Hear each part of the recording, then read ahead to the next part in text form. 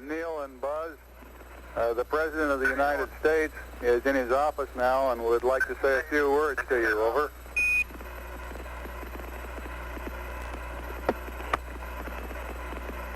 That would be an honor. Go ahead, Mr. President. This is Houston out. Hello, Neil and Buzz. I'm talking to you by telephone from the Oval Room at the White House. And this certainly has to be the most historic telephone call ever made. I just can't tell you how proud we all are of what you... For every American, this has to be the proudest day of our lives.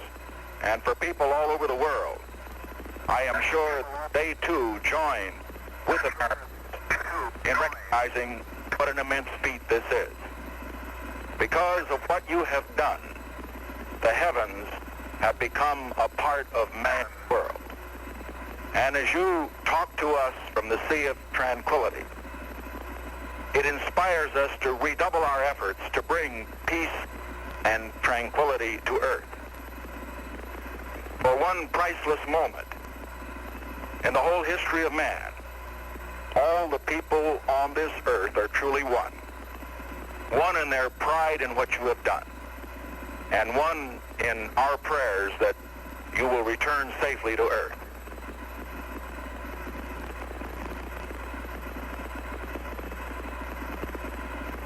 Thank you, Mr. President. It's a great honor and privilege for us to be here representing not only the United States, but men of peace of all nations, and with interest and a curiosity and with a vision for the future. Honor for us to be able to participate here today. And thank you very much, and I look forward, all of us look forward to seeing you on the Hornet on Thursday. Look forward to that very much, sir. Hello, and welcome to The Unconventional Traveler. Tonight, my very special guest is renowned astronaut and fellow Explorers Club member, Dr. Buzz Aldrin, who on July 20th, 1969, along with Neil Armstrong, was the first to step foot on the moon. This was without a doubt the greatest adventure on which man has ever embarked, a remarkable accomplishment which has made Dr. Aldrin a true American hero with all the right stuff. As a species, when we are beginning to have the capability of going to the moon and maybe think about going to Mars and another place, do we as a species owe it to the future generations to have a survival location in the solar system in the event that something happens to the Earth? The Earth is clearly the most habitable, most attractive place of all the planets that we could think about or anything that we could create. Mm-hmm. But it just might be that we could make use of another survival place. In 100 years, in 50 years, 20 years, is that what we should be doing? I don't know. But I have come to convince myself that the amount of resources that are needed to go to a place like Mars is enormous. Okay. Now, typically, how many people could we send each time we send people to Mars? Maybe 6? 100? No, we're not going to build a spacecraft that big. So we may send 6 people there. And normally they'd stay for about a year and a half until the Earth and the Moon get in the right place, and we bring them back. Do we send some others there to do that, or do we only go once? Well, if the people go to relieve those who have gone, the people have to leave Mars about 4 or 5 months before the people arrive the next time, so it's vacant. Right. Well, but not only that, but we're not building up people there. We may need 50, 60 people to really manage the resources so we don't have to keep sending supplies from Earth. To go to Mars and not to be self-sustaining, or at least moving toward that. What does all of this mean? What it means to me is that we as a nation, as a world, should commit ourselves to a growing permanence on Mars, not just occasional explorers. The day of the explorer in doing new and challenging things, where he could just get a few buddies and a couple of $1 million or whatever and go climb a mountain or go deep in the ocean, get the Navy to support whatever we're doing, and do some of these explorations. They're not major national commitments, but exploring to Mars is a major national or international commitment, and we shouldn't take that lightly. Are we going to get our money's worth out of sending people to Mars? What I really think is that we're going to send, after the initial scouting out of Mars, we're going to want to accumulate people there. And it's going to be a permanent change of station from being an inhabitant of the Earth to being an inhabitant of Mars. Now, not everyone is going to want to do that. But I can guarantee you there's not going to be a shortage of volunteers who want to become the first inhabitants of Mars, who want to stay there for 10, 15, 20, 30 years, the rest of their life. You don't know what advances are going to happen that are going to follow the first people who go to Mars and begin to settle it. But certainly we need a cohesive number of people. Any desire to go back into space yourself? Intellectually, mentally, I think about that, but no, it's enough of a challenge just to try and develop some ideas that I think make sense. I'm not the world's greatest salesman, unfortunately. I can conceive of things, and then I need to communicate them to a group of understanding people, and that's where a lot of things begin to fall down. How many understanding people are willing to really think about the longer range rather than right today? So no big desire to get no, back there yourself. No, the timing is not that way at all. No. Well, let's talk a little bit about your thoughts about the future of space flight. Citizen explorers, orbiting hotels, even sightseeing trips to the moon. What are your feelings on that, whether it's going on right now? Citizen explorer. Well, that was a pretty good nomenclature at one time of private citizens who might want to have the experience of exploring. That's a little grandiose. I might as well go on record with the explorers who may be witnessing this to make a statement that I don't feel that people who are passengers going just up to the fringes of space and then falling back down again, that we should call those passengers astronauts. It's a good marketing tool. Sure. It's wonderful if you're trying to sell a $200,000 trip to somebody that he's going to be an astronaut if he goes up 100 kilometers and comes back down again. Nothing stays in orbit at 100 kilometers. You got to go a lot higher than that. Mm-hmm. To me, those people are not astro, not cosmo, but star flyers. Star flyers. And a person who gets into orbit is a traveler. Okay? He may come back to the same spot he starts out, but he certainly has gone around the world, so he's a star traveler. Now, I'm able to conceive terms that I think are good, are appropriate, but there's a big distance between having something that's catchy and marketing and all that.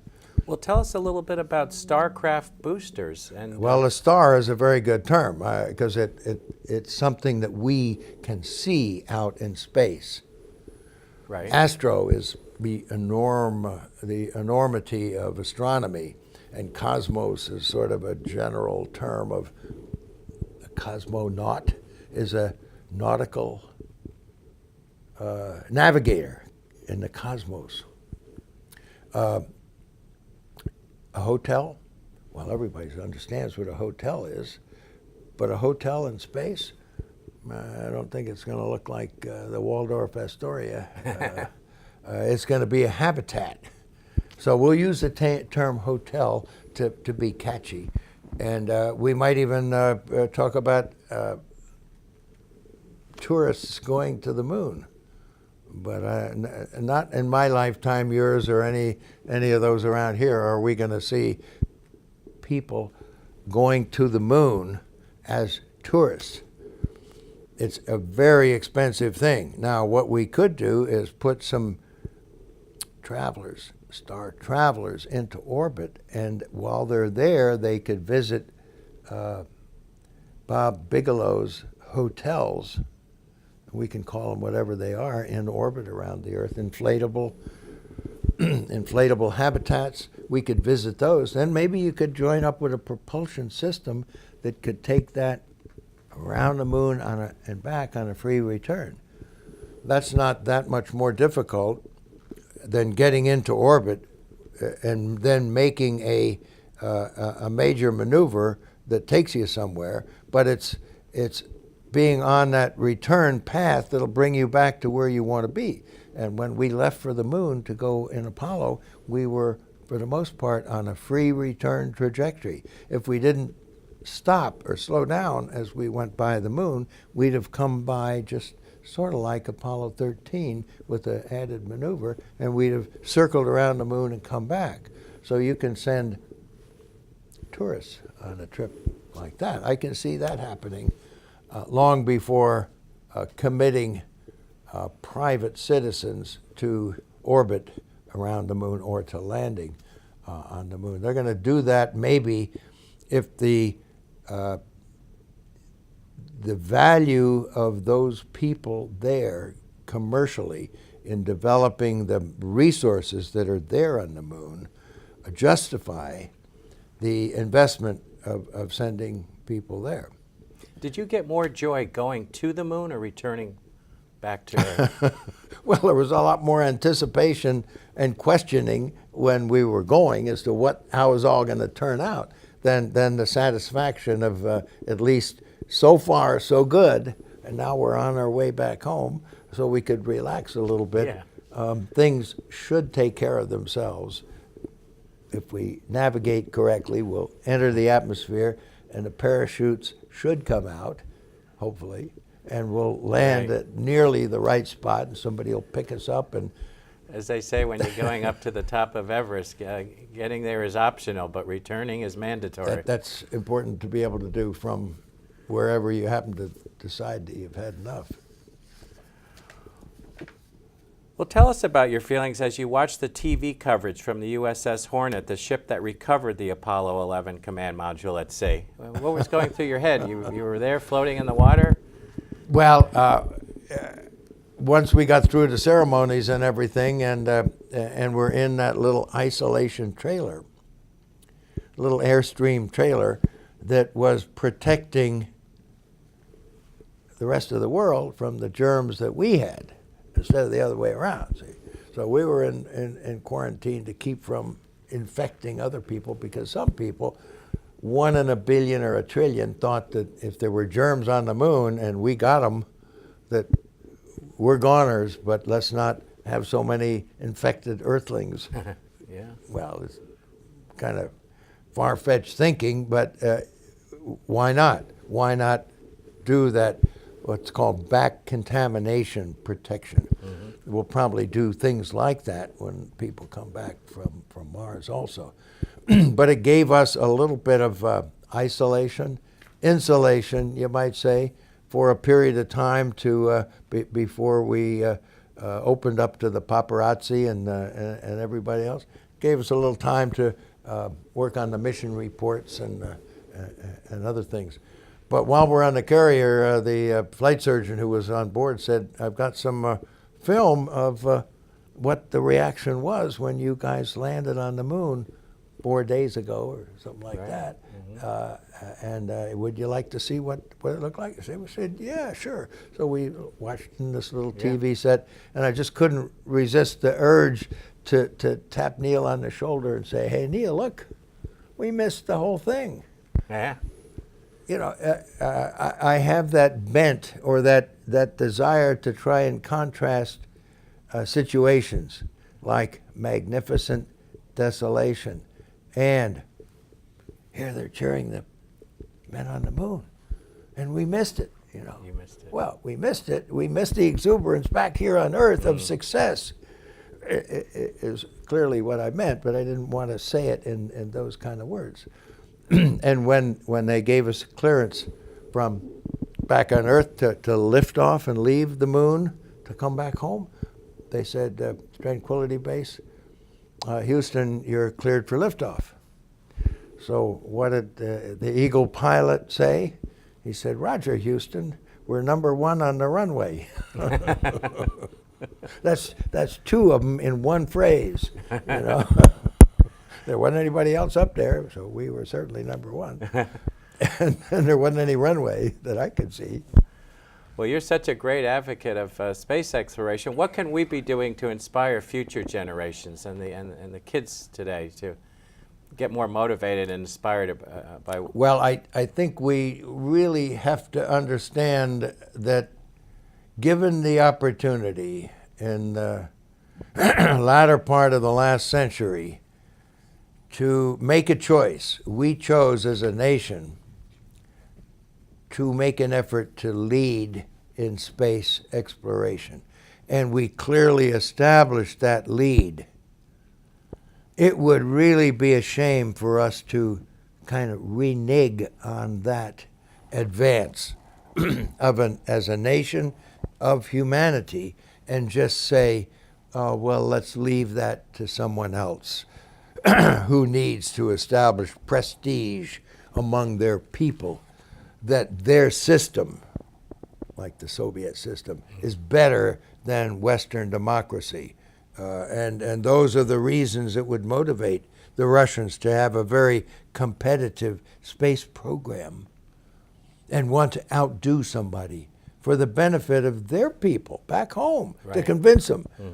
Now, there's a lot of poverty in China. There's a lot of human rights conditions that are such that question the people about the leadership of China with all the wealthy people and the economy burgeoning away, in order to convince those people that their system is the system of the 21st century, that they will surpass Western democracy by going to the moon and going to Mars.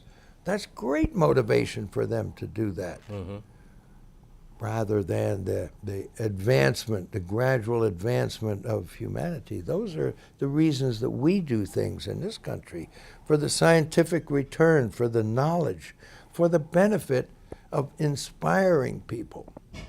That's what we have to do, is inspire our young people who really don't care about space. Do you think We've the schools done that are doing before. enough? In some degrees they are. But we are lagging behind the rest of the world with our education system that is too interested, I feel, in the benefits to the teachers. They're not getting the kind of return, support from the people, but certainly the organization of teachers is not inspiring the evolution of education to the standards that this country should demand of our teachers. We should be doing so much better in this country, rather than being the place where other countries send their outstanding students to learn from our institutions and then go back and develop their education system in their country. That's what is happening, and it should really be of great concern to the people of this nation that we are falling behind in what's called STEM, science, technology, engineering, and math. That is our emphasis. I'm not sure that we're very far ahead in sociology either when it comes to understanding different inspirational, motivational religions or spiritualities. We spend more time in the daily paper in what sign are you than what's going on in the space program. Right. Does a person's future really depend on the position of the stars and the moon at the instant that they were born? Well, maybe it does, but I don't really think there's enough evidence, along with the evidence to support UFOs. But you have a UFO sighting, and it's going to be on the front page, whether there's that kind of evidence behind it or not. I don't know whether there is. I didn't see any. So UFOs, you're... No, I'm not going to promote that situation. Most things that are seen are capable of being explained. Right. Most, maybe not everything, but that's the wonder of the world around us, that it is many times incomprehensible because of the complexity of things. Well, Buzz, And that's what motivates us as explorers to go out there and look for the unexplained, the new, the unexplored.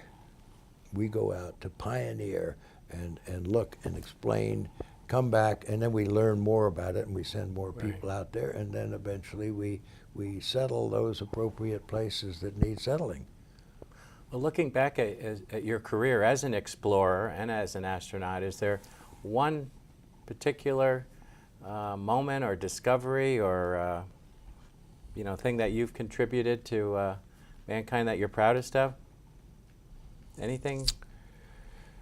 Well, I think I realized at one time that I could take little bits and pieces of things that people had put together and assemble together a strategy that maybe was a little bit different than other people had thought of in accomplishing a new task, like joining up with rendezvous in space, another object. Should we do it and rely on the computers to just solve the problem right now, or should we do it in a step-by-step fashion so that the human being could comprehend what's happening and contribute to the success of the endeavor?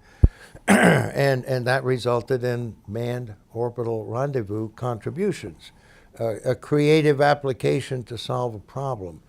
Then I was challenged in a way of, is going to the moon with 2 spacecraft and landing one and then rendezvousing and then coming back, is that the best way to get to the moon? Gee, maybe if something just was continually moving between Earth and moon, we could get on it and then get off it, get on it and get off it. That sounded pretty good. Yeah. Yeah, but that doesn't work too well because it's not operationally economical to do that. But now Mars, if we could have something going around the sun like the Earth and like Mars that swings by the Earth, and then a little bit later it swings by Mars. When it swings by there, Mars will get off of it, and then it'll come back again, and people will be able to get on as it swings by the Earth and get off as it goes to Mars. 1985, I discovered Mars cyclers. Different way of looking at things. It was taking what we knew how to do, which is to fly by a planet and let that planet fly by, alter the trajectory so that it could then fly by another planet and another and another.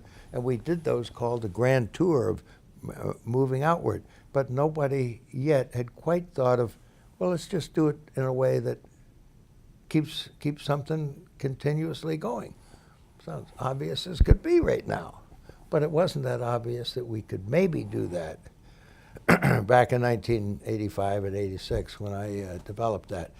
Now, that's not the end all. You have to look at a general principle, and you have to fine-tune this thing and that thing, and you come up with really progressively better ways of doing something than what we're doing now, which is orbiting one place and then using a lot of fuel to go from this place. When we get there, we stop, and then we orbit that one for a while. We get ready to leave. We use fuel again to leave, and that's not too economical if you want these interplanetary craft to grow bigger and bigger. It takes more and more fuel to start them, stop them, and do all of that.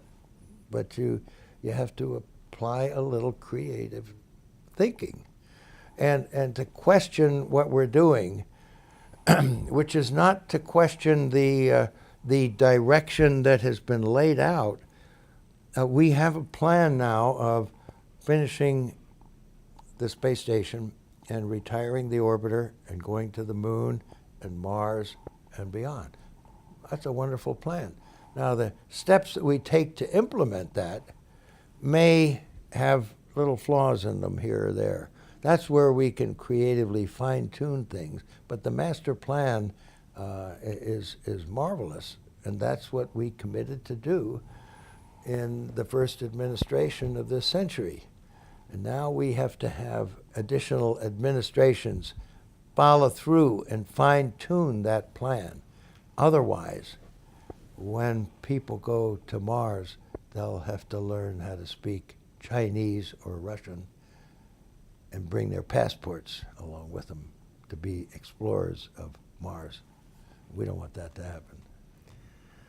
Well, Buzz, I've certainly learned a lot today. You're an exceptional human being. You're a great asset to the Explorers Club. I love your passion. You're such an inspirational person, and I feel so privileged to have spent this time with you and learned a lot about your life and the future of the space program, and I can't thank you enough. So thank you for being our guest today. Well, I hope that the people that look at what we've put together are able to be stimulated in a way that will add to their creativity in whatever their endeavors of exploration are. Not everyone can be so fortunate as a few of us were to come along and reach an objective like the moon for the early times of visiting there and the early times of visiting the depths of the ocean and the peaks of the mountains here on Earth, and the depth of the Amazons and the jungles. And it's a wonderful world that's out there for us to enjoy. Thank you, Buzz. Yeah, you're welcome. It was great. Well, thank you for watching another episode of The Unconventional Traveler. And remember, no matter where your adventures lead you, always savor the journey. Good night. Anything more before I head on up, Bruce?